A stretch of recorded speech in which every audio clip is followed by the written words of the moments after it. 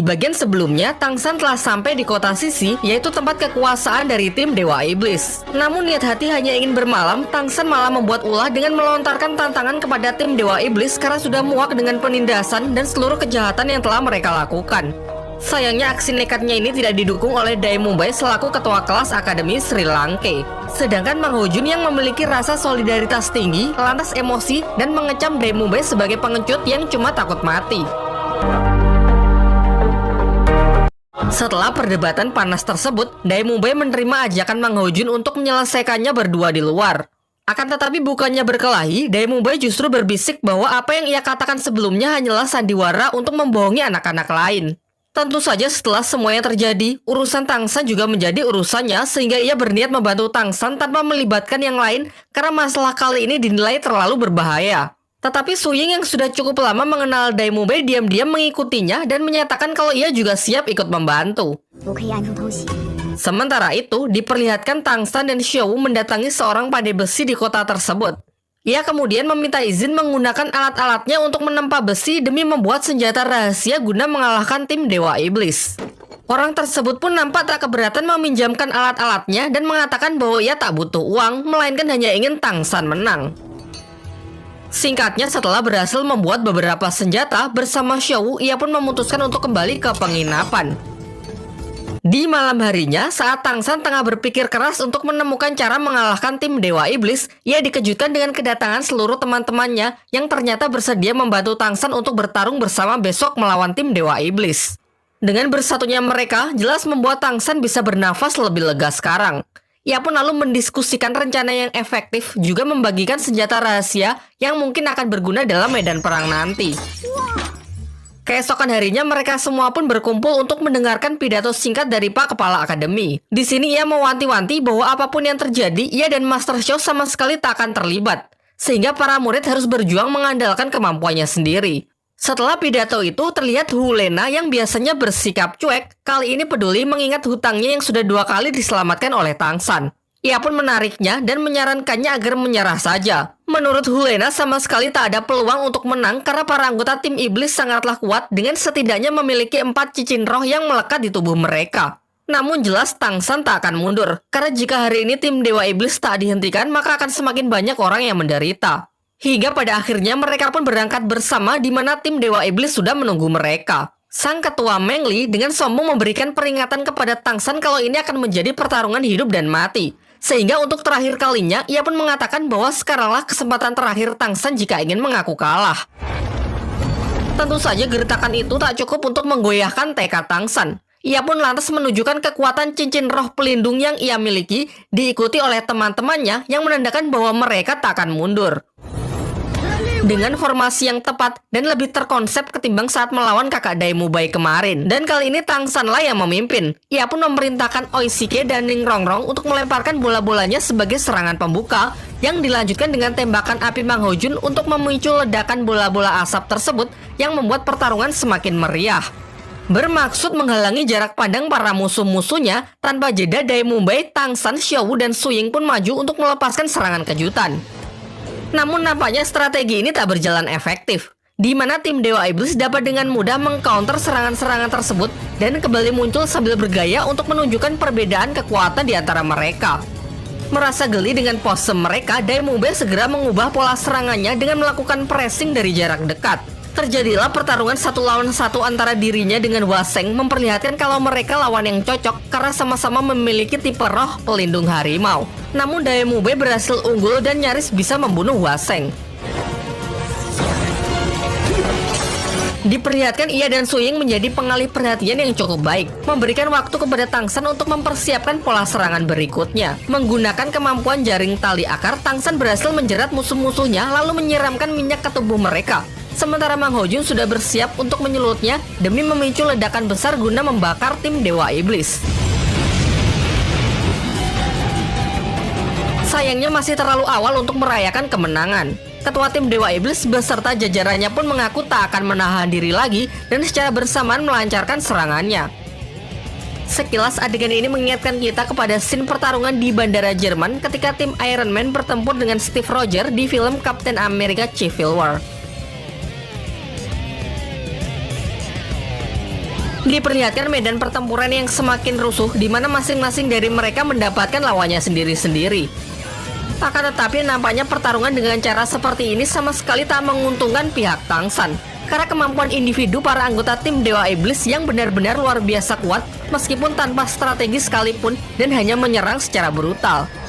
Di sini dari pihak tim Dewa Iblis ternyata memiliki fighter bertipe serangan ala Sub-Zero yang mampu meng-counter kekuatan api dari Mang Haojun, membuat jurus-jurus api roh pelindung Phoenix yang selama ini menjadi andalannya benar-benar tak berguna di hadapan lawannya yang satu ini. Keadaan pun diperparah memperlihatkan para support Sri Lanka dipaksa bertarung secara langsung yang jelas mereka dapat dijatuhkan dengan sangat mudah. Oishike yang selama ini tak pernah turun tangan dalam pertarungan fisik terlihat kewalahan saat berusaha mati-matian melindungi Ning Rongrong. Sementara keadaan Xiao dan Su Ying juga tak lebih baik karena perbedaan kekuatan mereka yang terlampau jauh. Sampai akhirnya di ambang kekalahannya mereka teringat senjata rahasia dari Tangsan. Setelah mendapatkan sinyal dari Tangsan, secara kompak mereka pun melepaskan serangan dari senjata tersebut yang sangat mengagetkan tim Dewa Iblis. Tentu tim Sri Lanka sama sekali tak menyia-nyiakan kesempatan ini, karena senjata itu hanya bisa digunakan sekali pakai.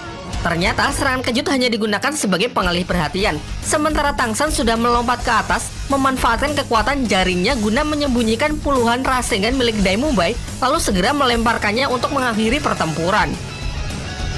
Tak main-main, efek serangannya tersebut benar-benar meledakkan medan perang. Sedangkan dengan kemampuan kubah harimau Daimubai melindungi seluruh anggotanya sehingga tak terdampak. Setelah menyaksikan kekalahan dari kelompok yang selalu menindas mereka, seluruh warga kota berdatangan untuk merayakan kemenangan dari para murid Akademi Sri Lanka.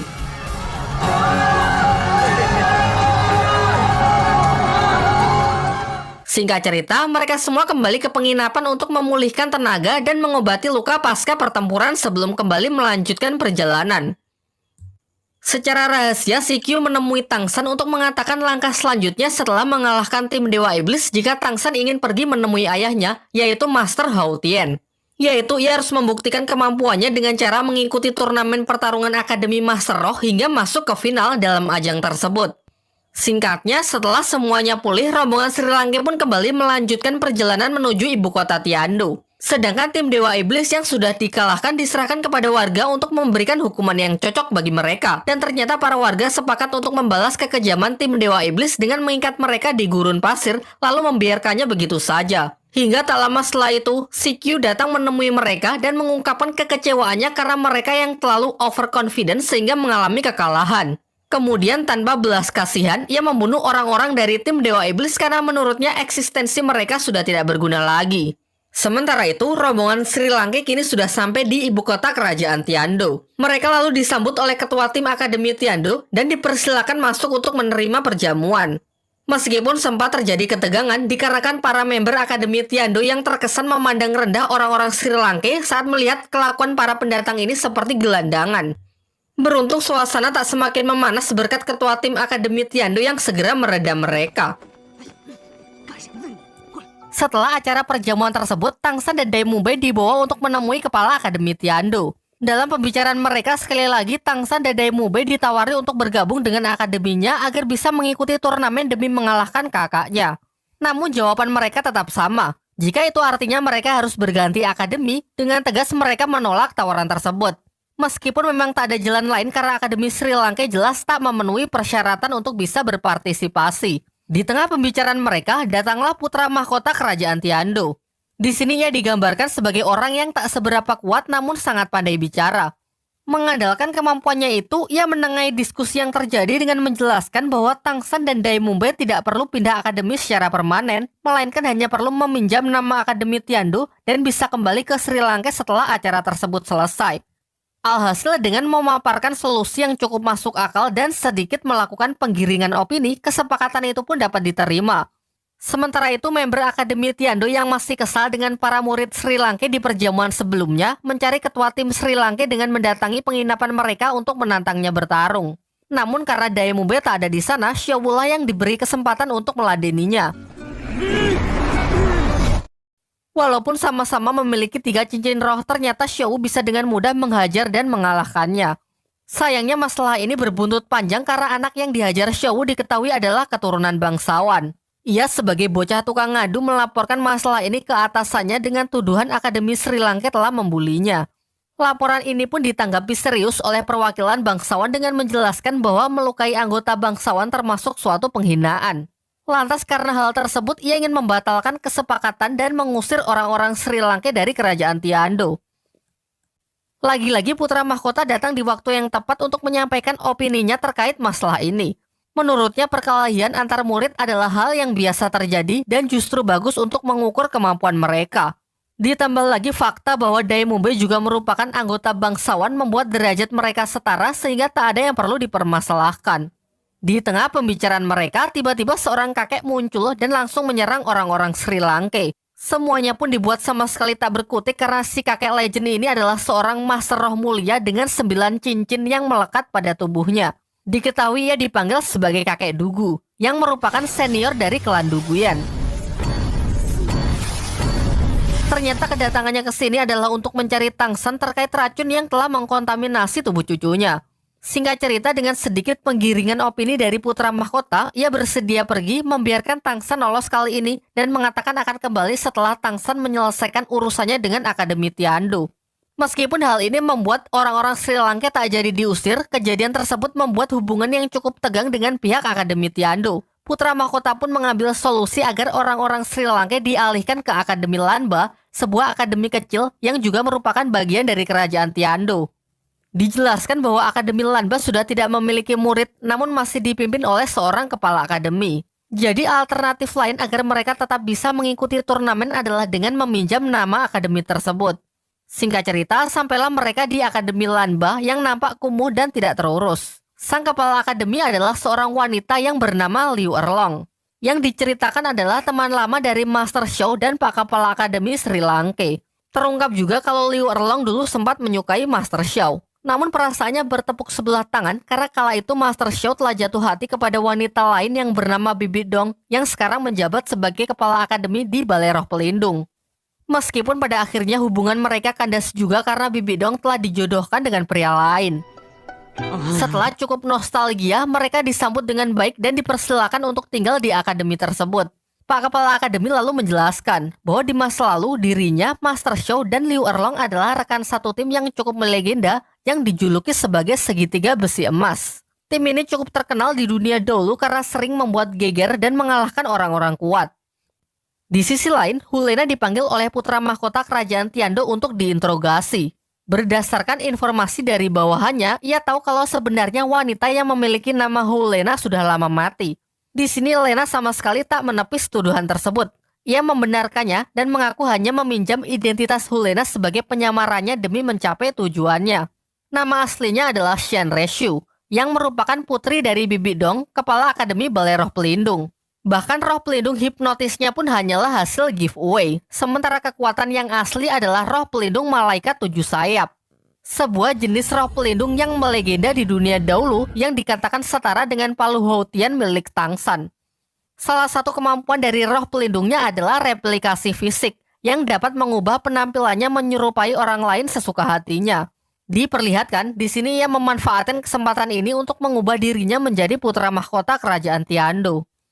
Sementara itu, walaupun diperbolehkan meminjam nama akademi, biaya pendaftaran untuk mengikuti turnamen tetap dibebankan kepada anak-anak Sri Lanka. Sehingga demi mengumpulkan dana yang cukup, sebagian berinisiatif untuk membuat pertunjukan teater.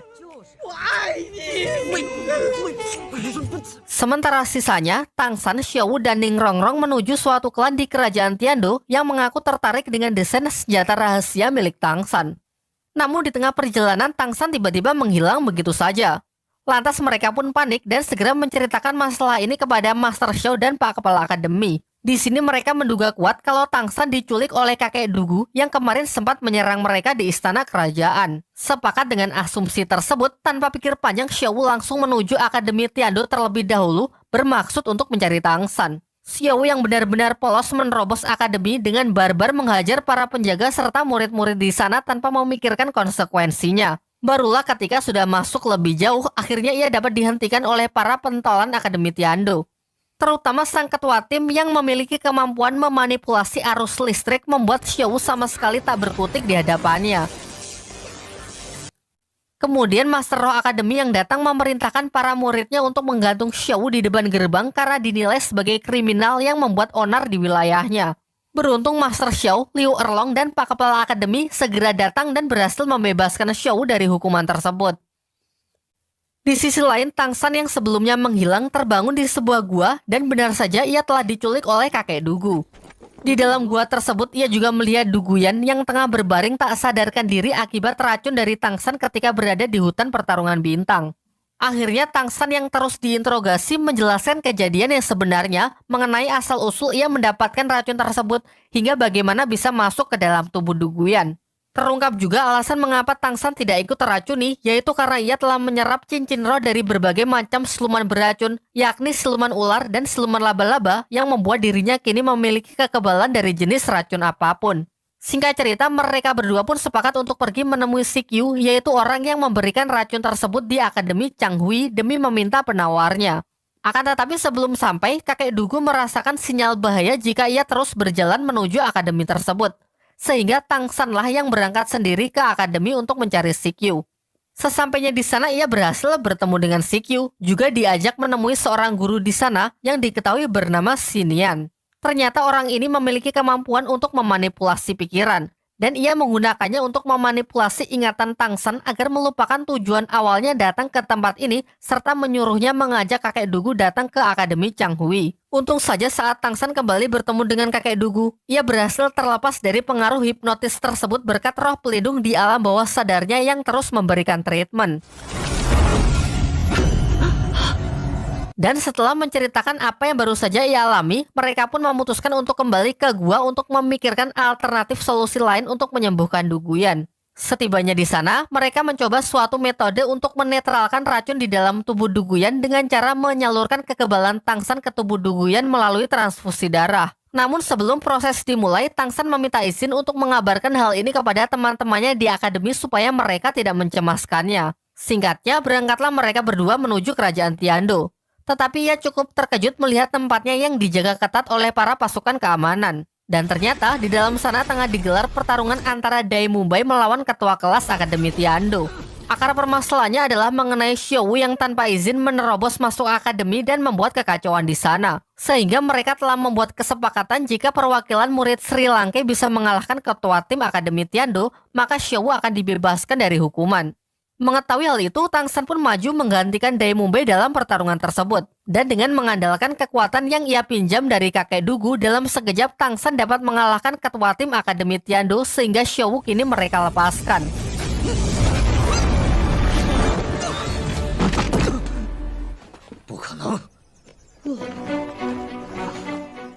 Setelah kericuhan itu, Tang San pun segera berlari menuju penginapan untuk melihat kondisi Xiaowu. Dan singkat cerita, ia mengajak Xiaowu untuk ikut bersamanya kembali ke gua demi melanjutkan proses transfusi darah guna menyembuhkan Duguyan.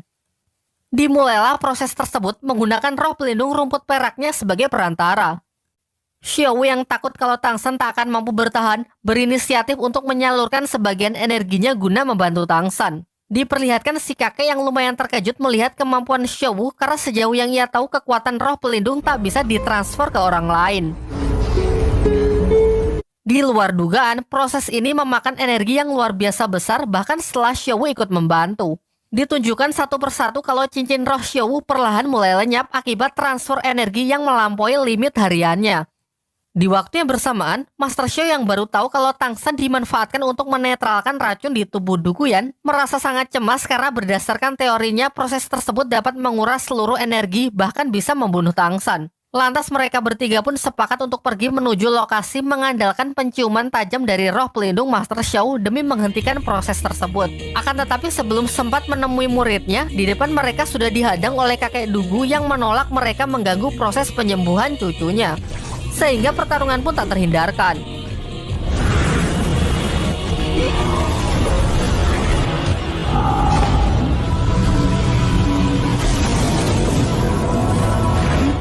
Sementara itu di dalam, Xiaowu nampak telah mencapai batasnya, membuat ketiga cincin rohnya lenyap tak bersisa sehingga ia jatuh pingsan. Lanjut ke bagian 8.